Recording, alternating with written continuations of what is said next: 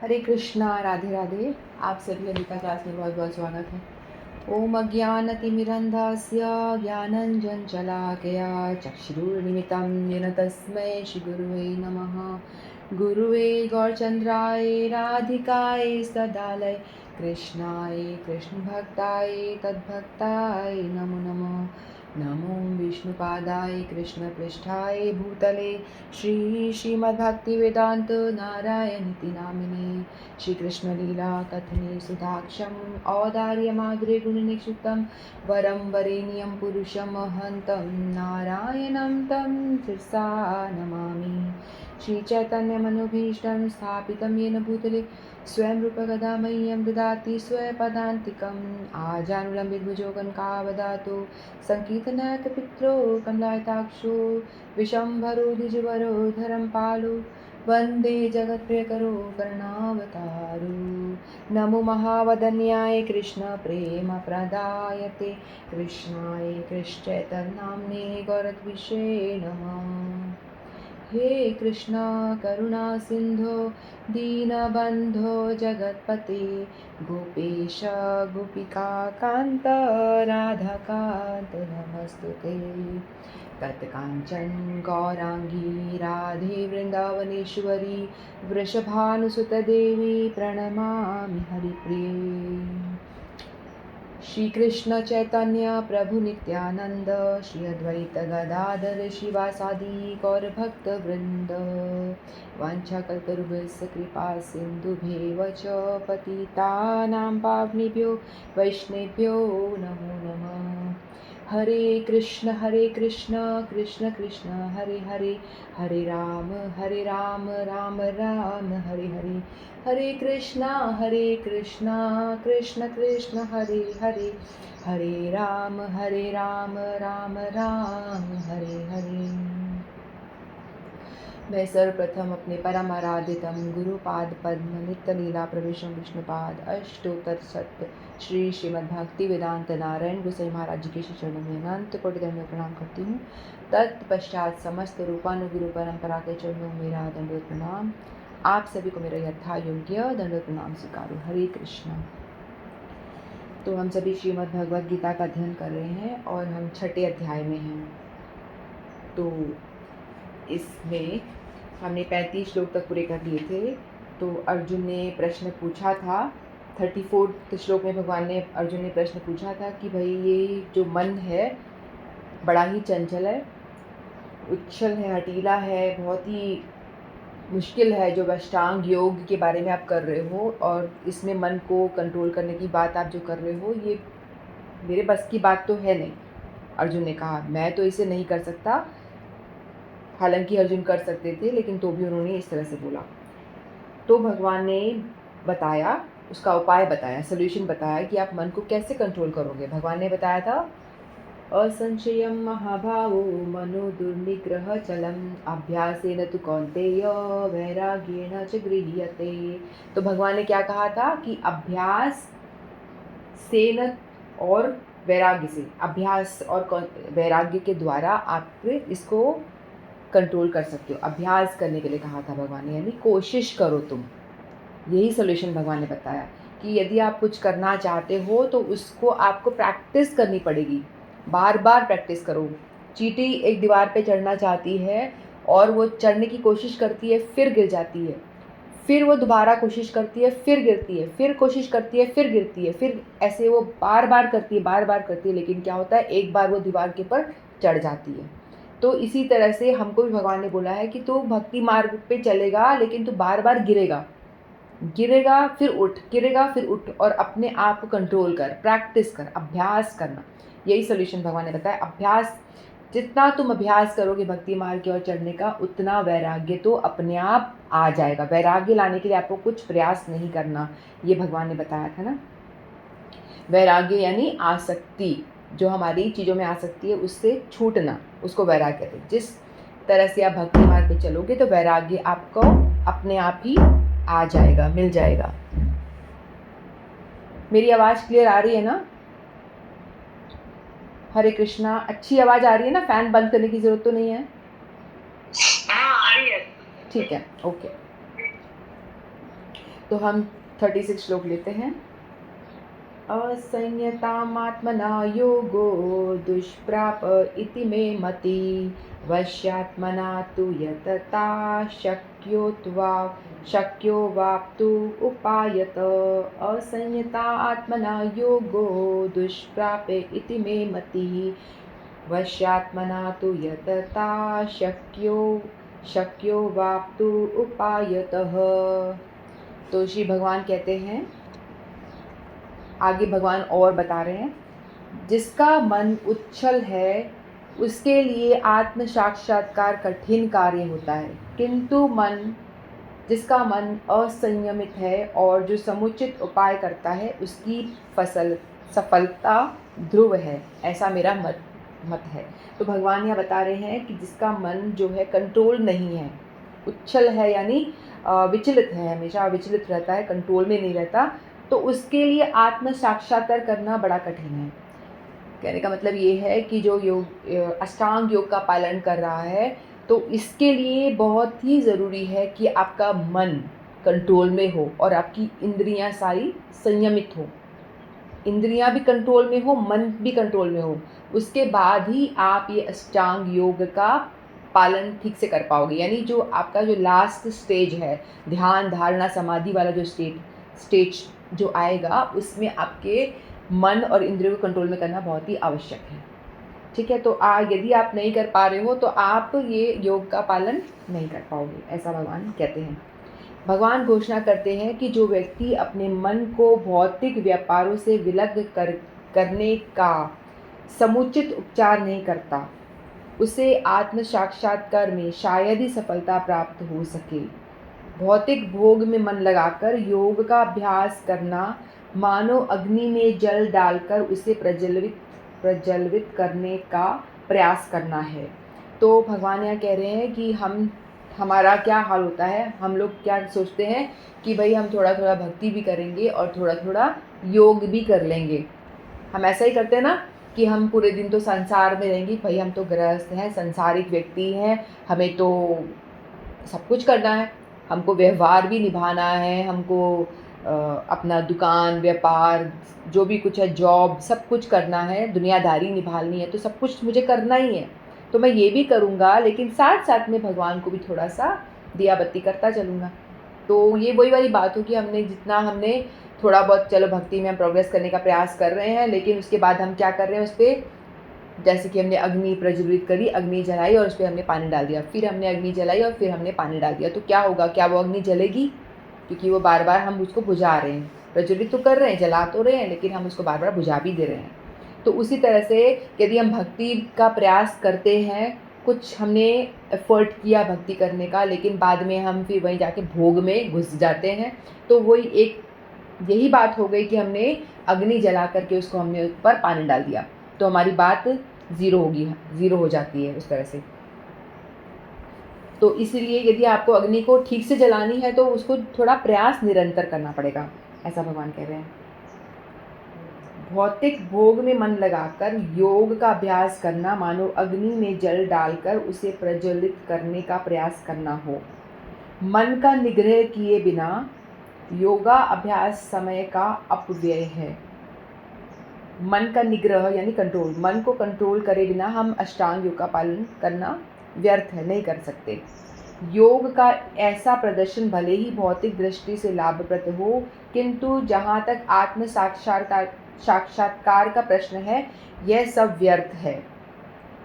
भौतिक दृष्टि से तो कई लोग लिख देंगे ना कि भाई स्पिरिचुअल क्लासेस या कुछ इस तरह का संस्थान, स्पिरिचुअल संस्थान लिखा हुआ है, वहाँ आपको जा रहे हैं, आपको योग वगैरह सिखा रहे हैं आप, लेकिन उसमें यदि आपके शरीर तक ही वो आपके शरीर को स्वस्थ रखने के लिए कुछ प्राणायाम ये सब करवा रहे हैं, लेकिन आप लास्ट वाली जो स्टेजेस हैं, अष्टांग योग है ना, 8 अंग है, शुरू वाले कुछ कर लिए आपने, 1-2 पालन कर लिए, लेकिन पीछे के जो अंग हैं, ध्यान धारणा समाधि, वहाँ तक तो पहुँचते ही नहीं हो, तो ये एक तरह से खुद को भी और लोगों को भी धोखा देना ही हुआ। क्योंकि अल्टीमेटली आप शरीर, हमारा 2 है ना, सूक्ष्म शरीर भी है और ग्रॉस शरीर भी। ग्रॉस शरीर तो ये हमारी बॉडी है, इसके लिए वो काम करेगा, वो योगा इस शरीर के लिए काम करेगा, इसको फिट रखने के लिए वो कुछ हेल्प होगी। लेकिन जो हमारे सूक्ष्म शरीर है, जिसको हम देख नहीं सकते, मन, अहंकार और बुद्धि, ये जो है इसको हम इस पे काम नहीं कर पा रहे हैं। जब तक हम आखिर तक नहीं पहुँचे तो इसके लिए हमें कुछ भी नहीं करा। तो एक एक्चुअली वो स्पिरिचुअल क्लास तो हुई नहीं ना, वो आपका सिर्फ फिटनेस क्लास हो गई एक तरह से। तो वो सब नहीं हो पा रहा है इसमें अष्टांग योग में। अतः मनुष्य को चाहिए कि भगवान की दिव्य प्रेमा भक्ति में निरंतर मन को लगाकर उसे वश में करे। भगवत कृष्ण भावनामृत में प्रवत हुए बिना मन को स्थिर कर पाना असंभव है। कृष्ण भावना भावित व्यक्ति बिना किसी अतिरिक्त प्रयास के ही योगाभ्यास का फल सरलता से प्राप्त कर लेता है, किंतु योगाभ्यास करने वाले को कृष्ण भावना भावित हुए बिना सफलता नहीं मिल पाती।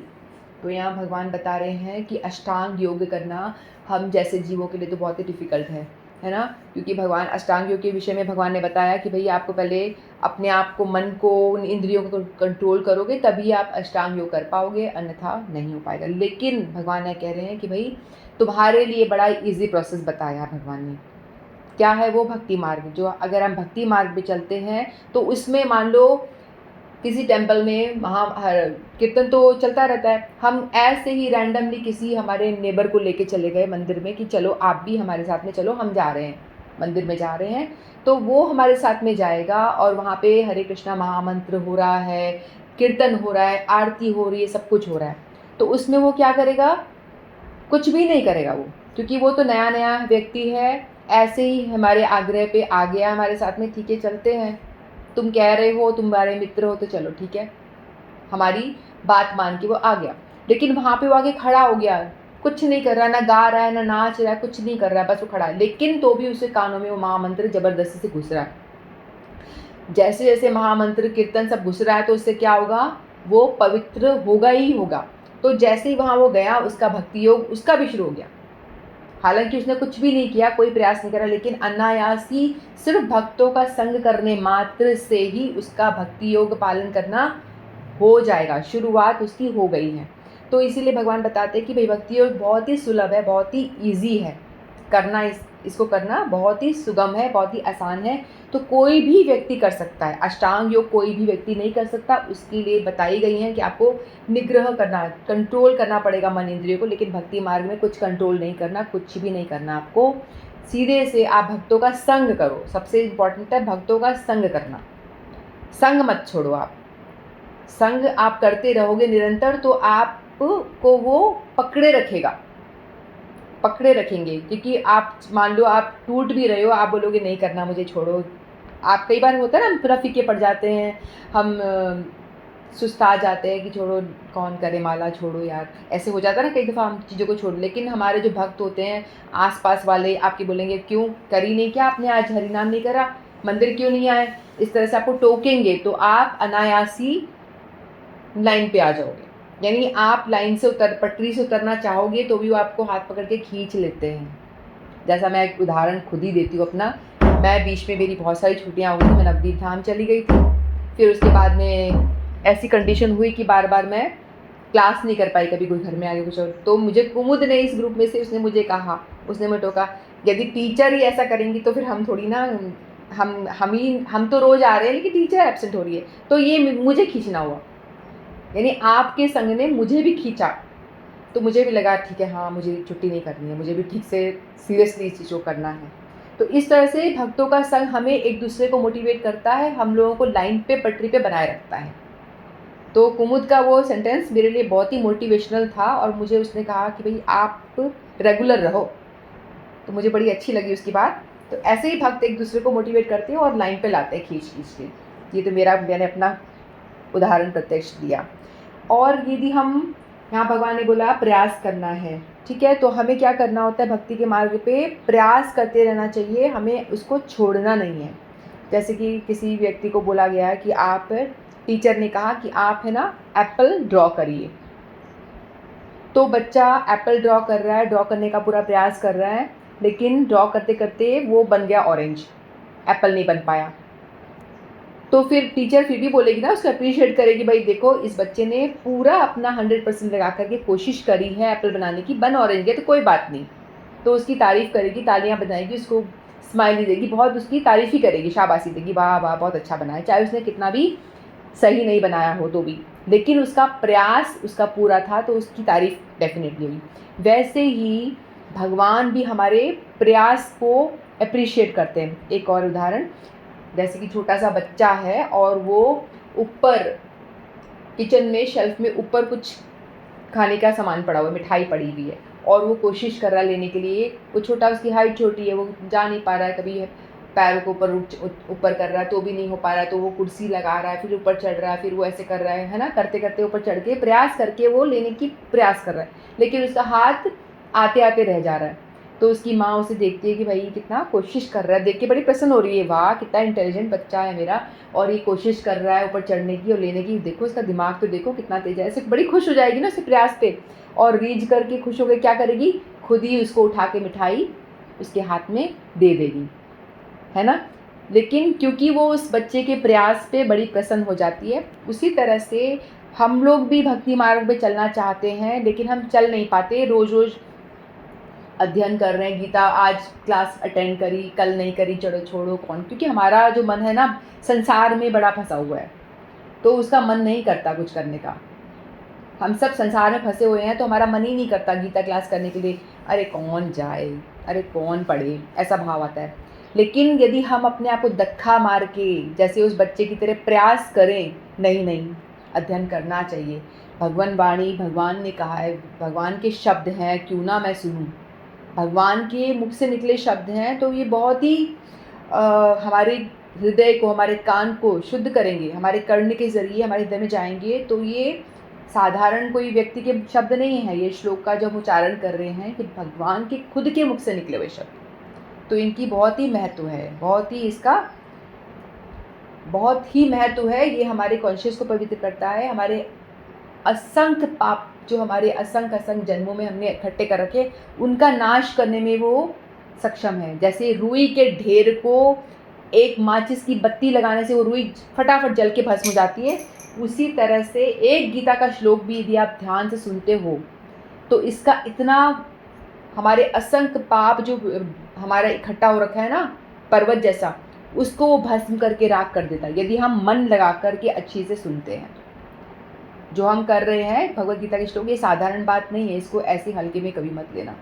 ये हमको तार सकता है, हमको भव सागर से निकाल सकता है, तो हमको इस चीज़ का सीरियस होना चाहिए, इस चीज़ को लेकर के, और अपने प्रयास को करते रहना चाहिए।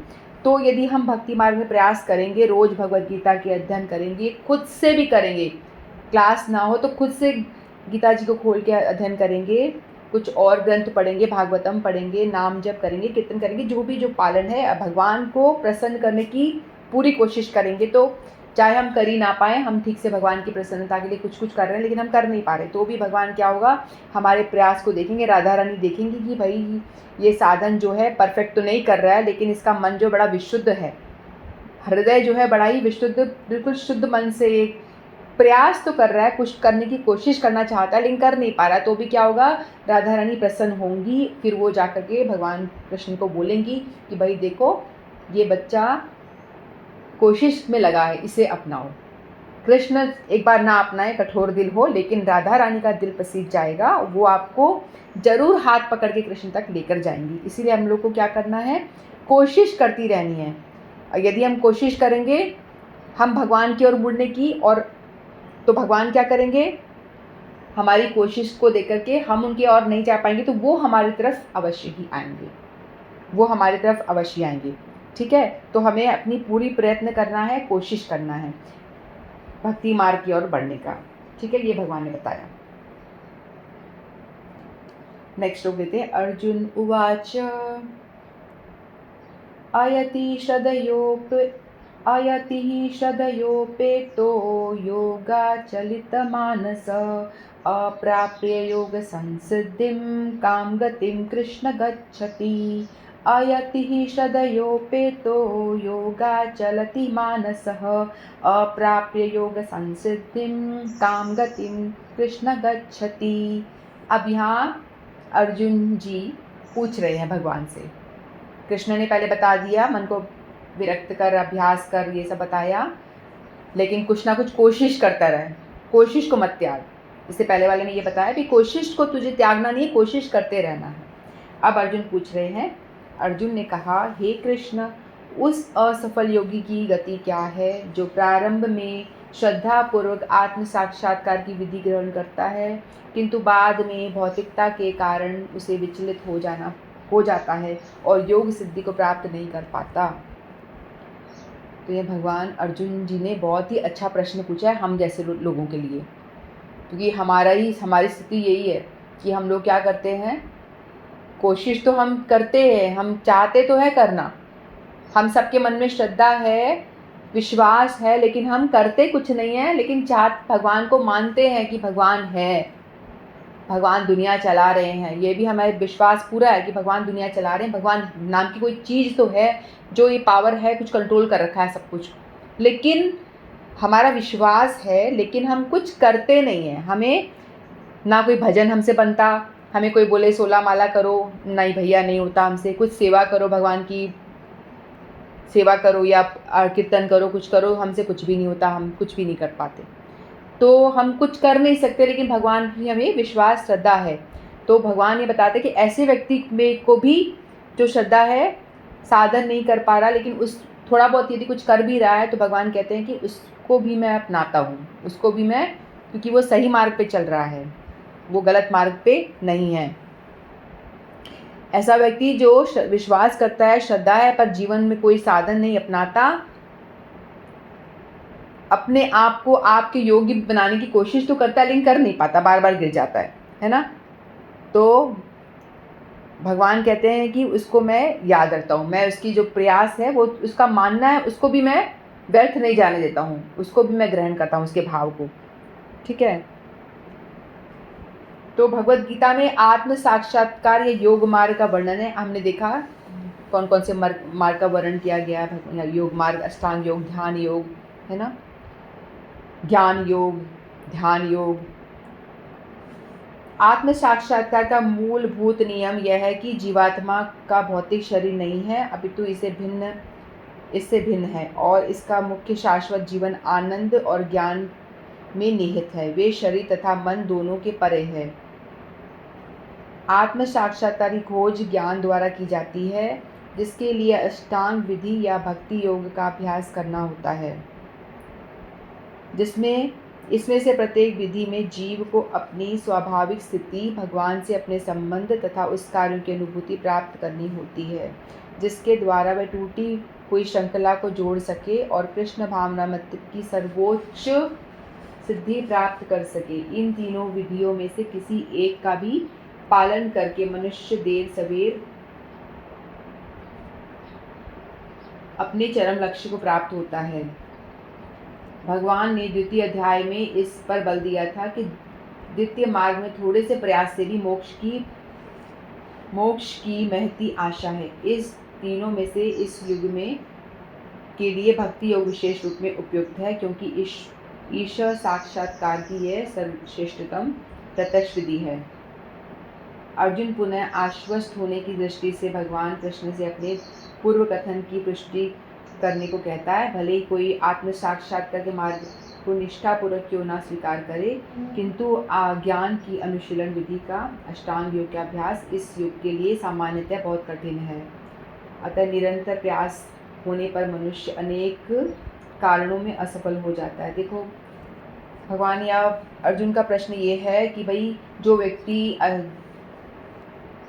हमारे लिए ये तो प्रैक्टिकल है ही नहीं ना, अष्टांग योग, ध्यान योग, ये जो दूसरा मार्ग जो बताया है, ये हमारे लिए प्रैक्टिकल नहीं है, इसमें बहुत मुश्किल है ना।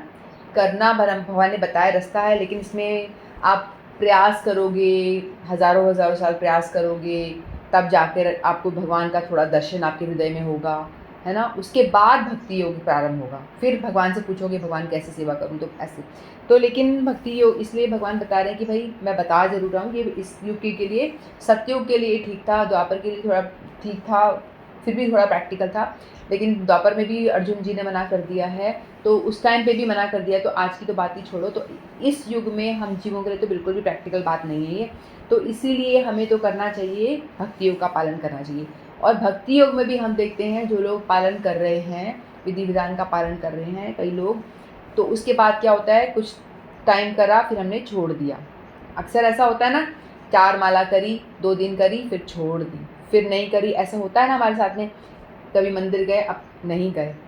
तो भगवान बता रहे हैं, दूसरे अध्याय में भी भगवान ने बताया था, दूसरे अध्याय में एक श्लोक था, आई थिंक 40 श्लोक था, 2.40, उसमें ये श्लोक था, नेहा विक्रम नाशोस्ति प्रत्यवायो न विद्यते स्वल्पमपस्य धर्मस्य त्रायते महतो भयात्। तो इस श्लोक में भगवान ने बताया था कि यदि आप भक्ति का कोई भी अंग, शायद थोड़ा सा ही आपने कुछ पालन किया हो, चाहे हम संसारिक व्यक्ति क्यों ना हो, हम अपने संसार में व्यस्त हैं, अपनी दुनियादारी में मगन हैं, व्यापार में, पैसों में, घर में, बच्चों में, ये में हैं, लेकिन ये करते करते भी हमने कुछ भगवान का कुछ, कभी धाम यात्रा कर ली, कभी भगवान के मंदिर चले गए, कभी भगवान मंदिर की परिक्रमा कर ली, कभी तुलसी जी की परिक्रमा कर ली, कभी प्रणाम कर दिया, कभी कुछ कर दिया, कुछ भी कर दिया, जाने अनजाने कुछ भी कर दिया, तो उसका कभी नाश नहीं होता। और ये आपको भक्ति का कुछ भी अंग आपने पालन किया है, ये आपको बहुत ही महान भय से बचा सकता है। वो कौन सा महान भय है? जन्म मृत्यु का चक्कर, जन्म मृत्यु का जो चक्कर में हम फंसे हुए हैं, उससे आपको बचा सकता है। अगर आप जन्म लोगे तो आपको बहुत सारे ताप मिलेंगे, 3 त्रिताप, इनको झेलना ही झेलना पड़ेगा, है ना। फिर जन्म मृत्यु जरा व्याधि, ये भी होती ही होती है। तो ये सारे कष्ट ही कष्ट है। यदि आपको शरीर मिला है तो शरीर के साथ में जन्म मृत्यु जरा व्याधि, जन्म होगा, मृत्यु का कष्ट होगा, जन्म का कष्ट होगा, जरा बुढ़ापा आएगा, व्याधियाँ बीमारियाँ भी आपको आएंगी। कोई ऐसा व्यक्ति नहीं है कि मैं हमेशा स्वस्थ रह पाया हूँ या मैं कभी बीमार ही ना हूँ, ऐसा कोई हो ही नहीं सकता। हर एक व्यक्ति बीमार पड़ता है, व्याधियाँ आती हैं, इससे छुटकारा नहीं मिलेगा। तो भगवान कहते हैं कि इस महान डर से आपको बचाता है यदि आप भक्ति का अंग करते हो, भक्ति का कुछ भी प्रोसेस यदि आप करते हो। जैसे हम सारे अभी क्या कर रहे हैं, भगवद गीता श्रवण करें, तो हम लोग क्या कर रहे हैं, अभी भक्ति कर रहे हैं। हम 1 घंटा पूरा बैठ करके भक्ति करेंगे और इसका कभी नाश नहीं होगा। जो आपने अभी सुना भगवद गीता के विषय में, ये आपका परमानेंट हो गया, कभी नहीं हटेगा ये ना। इस आप चाहे इस जन्म के बाद नया जन्म लोगे तो भी आपका साथ में जाएगा, आपके साथ में। फिर आपने मान लो इस जन्म में 20% भक्ति करी, तो नेक्स्ट लाइफ में आप 21 से स्टार्ट करोगे। उसके नेक्स्ट फिर आपने नेक्स्ट लाइफ में 70% तक कर ली, फिर उसके नेक्स्ट लाइफ में आप 71 से स्टार्ट करोगे। फिर ऐसे करते करते कई लाइफ के बाद में आप 100% तक जब आ जाओगे तो भगवत धाम, भगवान के धाम चले जाओगे। ठीक है, तो इसका नाश नहीं होता। जो मटेरियल पढ़ाई हम कर रहे हैं, हमने इंजीनियर डॉक्टर बन गए हम, लेकिन इस जन्म में वो हमारा शरीर नष्ट हुआ, सब ज़ीरो। नेक्स्ट लाइफ में मान लो मनुष्य योनि मिल गई तो भजन नहीं कर रहा, चाहे आप कितने ही बड़े स्कॉलर हो, कितने ही बड़े ज्ञानी हो, कोई फ़ायदा नहीं है, कोई फ़ायदा नहीं है। चाहे आप कितने ही पंडित क्यों ना हो, सांसारिक स्टडी में कितने ही बड़े पंडित भी हो जाओ, डॉक्टर भी हो, ये हो, लेकिन आपका भगवान में श्रद्धा नहीं है, भगवान में भजन नहीं करते, कुछ नहीं करते, तो आपकी वो पढ़ाई किसी काम की नहीं है। नेक्स्ट लाइफ में आप मान लो मनुष्य बन गए, भगवान की कृपावश बन गए, तो भी आपको दोबारा ABCD पढ़नी पड़ेगी। वो सारी आप ये नहीं बोल सकते, अरे आपको याद भी आ जाए, अरे नेक्स्ट लाइफ में तो मैं डॉक्टर था, मुझे तो इंजीनियर था, मुझे तो ये सब आता है ऑलरेडी। कोई मानेगा? कोई नहीं मानेगा। बोलेंगे नहीं, ABCD पढ़ दोबारा, आपको दोबारा ABCD पढ़ना पड़ेगा।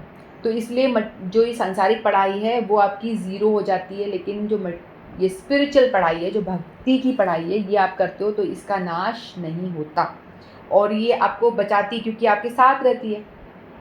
और यदि आप भक्ति कर रहे हो, कोई एक साधु है, भक्ति करते करते, हमको लगता है ना कई दफ़ा साधु लोग भक्ति करते करते मठ मंदिर में रह रहे हैं, छोड़ के चले जाते हैं, तो भी उनका कोई नाश थोड़ी ना होता, उनकी कोई भक्ति तो बनी रहती है। उन्होंने जितना करा वो तो भजन रहेगा, मेरा भी रहेगा, आपका भी रहेगा, सबका रहेगा, भजन रहेगा, उसका नाश नहीं होगा।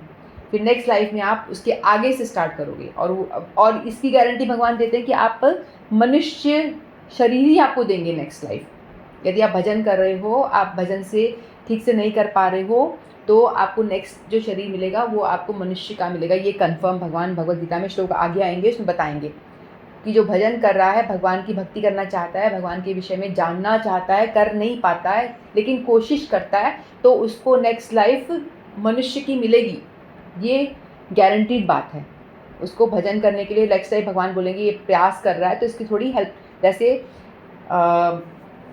बच्चा कोशिश करता है तो माँ उसकी हेल्प करती है ना करने की, लिखने की कोशिश कर रहा है तो उसको हाथ पकड़ के लिखा देती है। उस तरह से यदि हम कोशिश करेंगे तो भगवान हमारा हाथ पकड़ के आगे चला लेंगे, खींच करके आगे लेके जाएंगे। तो हमको एक और चांस देंगे। बस हमारी जो भावना है शुद्ध होनी चाहिए कि हाँ, हम भगवान की कोशिश करना चाहते हैं, हम कर नहीं पा रहे, तो कोई बात नहीं। आप एप्पल बनाना चाह रहे हो, आपसे ऑरेंज बन रहा है, कोई बात नहीं। लेकिन आप कोई ऐसा मत सोचो कि भाई मेरे को तो आप ऑरेंज एप्पल बनाने के लिए बोला गया, टीचर ने कहा और एप्पल बनाओ, मैं तो बना ही नहीं सकती, छोड़ो, मैं तो अटेम्प्ट ही नहीं करूँगी बनाना। तो भगवान को ये पसंद नहीं है। आप यदि छोड़ के जा रहे हो, मुझे एप्पल बनाने के लिए बोला है तो आपको बनाने की कोशिश तो करो भाई, प्रयास तो करो।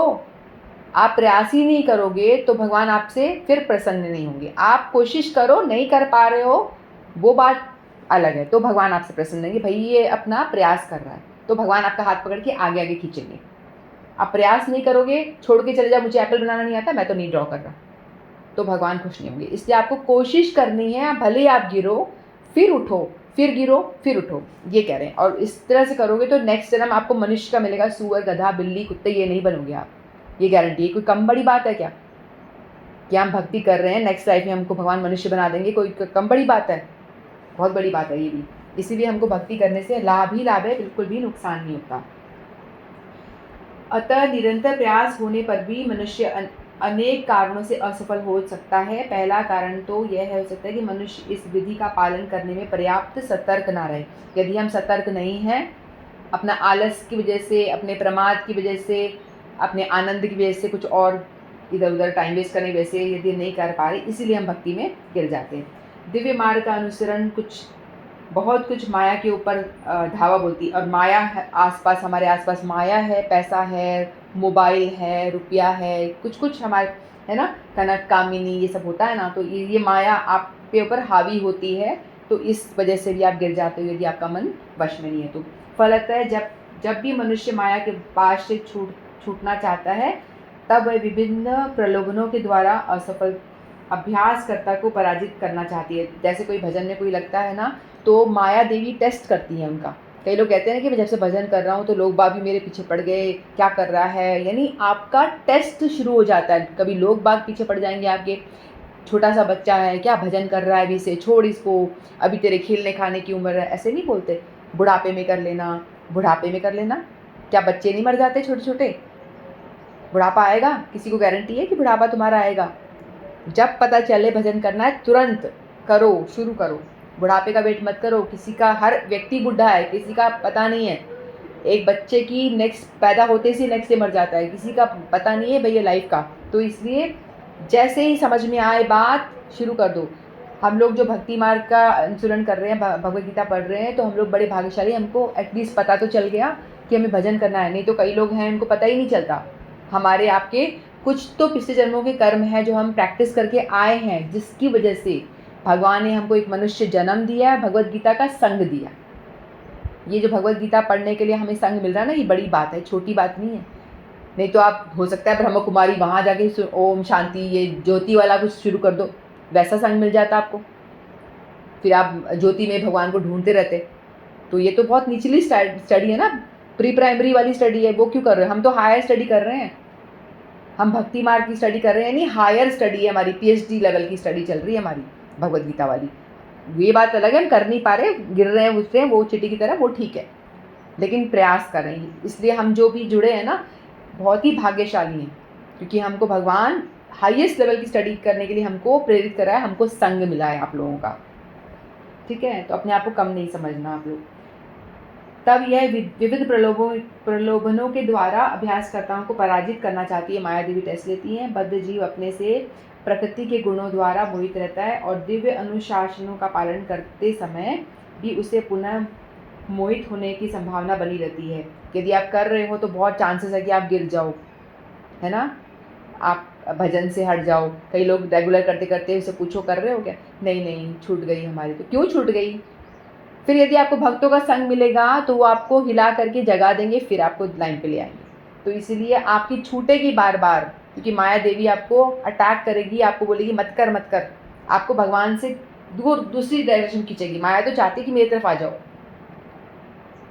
तो आपको माया को हराना है। आप माया देवी को हरा दोगे तो माया देवी खुद आपको बोलेगी नहीं ये परफेक्ट है, टेस्ट में पास हो गया, अब जा भगवान की ओर। फिर वही कृपा करके आपको वहीं भेज देंगी, ऐसा है। तो आपको घबराना नहीं है। जो आप भक्ति करते हो तो बहुत सारी प्रॉब्लम्स आती है, तो उससे आपको बिल्कुल भी घबराना नहीं है। कोशिश करनी है, अभ्यास करते रहना है, अपने जो भी प्रैक्टिस आपने ली है उसको छोड़ना नहीं है, रेगुलरिटी बनाए रखनी है, उसको कभी छोड़ना नहीं है। मैंने नियम लिया है 2 राउंड करूँगा तो करूँगा या करूँगी तो करूँगी ही, उसको मुझे नहीं छोड़ना है। अपनी प्रैक्टिस, अपने प्रयास को ढीला नहीं करना है। चाहे आप खाना छोड़ दो, पीना छोड़ दो, लेकिन अपना ये प्रैक्टिस है मत छोड़ो, क्योंकि खाने नहीं पियोगे, खाओगे नहीं तो ज़्यादा प्रॉब्लम नहीं होगी। प्रैक्टिस नहीं करोगे तो ज़्यादा आपकी अभ्यास छूट जाएगा। ये बड़ी बात है जो हमें लगन नहीं रहा बिल्कुल भी, ये बहुत बड़ी बात होती है। ठीक है, यही योगा चलित मानस अर्थात दिव्य पथ में विचलित कहलाता है। अर्जुन आत्म साक्षात्कार के मार्ग में विचलन के प्रभाव के संबंध में जिज्ञासा करता है। तो अर्जुन का ऐसा क्वेश्चन था कि भाई ये जो लोग छोड़ देंगे तो क्या वो नरक में तो नहीं चले जाएंगे, वो क्या भ्रष्ट तो नहीं हो जाएंगे, उनको कहीं आप इधर उधर सजा तो नहीं मिलेगी, भक्ति कर रहा था अब नहीं कर रहा है, ऐसा अर्जुन का जिज्ञासा थी। तो भगवान ने उसको आश्वासन दिया, और हम लोगों को, हम जैसे जीवों को भी भगवान ने आश्वासन दिया कि डरो मत, आप कुछ भी प्रोसेस कर रहे हो तो आपका कोई नुकसान नहीं होगा। आप कुछ करके गिर भी जा रहे हो आप तो भी आपका कोई नुकसान नहीं होगा, आप कोई नरक में नहीं जाओगे, आपका कोई बुरा नहीं होगा, बल्कि आपका फ़ायदा ही होगा, बल्कि आपको मैं नेक्स्ट लाइफ मनुष्य की दूंगा, ऐसा भगवान बता रहे हैं। तुमने यदि जीवन लास्ट में हम मरेंगे तो जो हम भगवान का स्मरण कर रहे हैं तभी हमको भगवान याद आएंगे, अन्यथा तो याद भी नहीं आएंगे। यदि हमको चाहिए कि हम नेक्स्ट लाइफ क्या बनना चाहते हैं तो हमको भगवान का स्मरण करोगे तभी तो याद आएगा ना, अन्यथा तो कहाँ से याद आएगा। तो इसलिए हमको भगवान का स्मरण करना है, हमारा जो फाइनल टेस्ट होगा उसके लिए। ठीक है, और भक्ति मार्ग में आगे बढ़ने का कोशिश, अभ्यास निरंतर करते रहना है, ताकि भगवान हमारे प्रयास से प्रसन्न हो, राधा रानी हमारे प्रयास से प्रसन्न हो और हमें हाथ पकड़ के आगे लेके जाएं खुश होकर के। ठीक है, तो इतना ही कह के मैं अपनी वाणी को विराम देती हूँ। वांछा कल्पतरुभ्यश्च कृपा सिंधुभ्येव च पतितानां पावनेभ्यो वैष्णवेभ्यो नमो नमः। श्रीमद् भगवद गीता की जय, आप सभी की जय। हरे कृष्णा।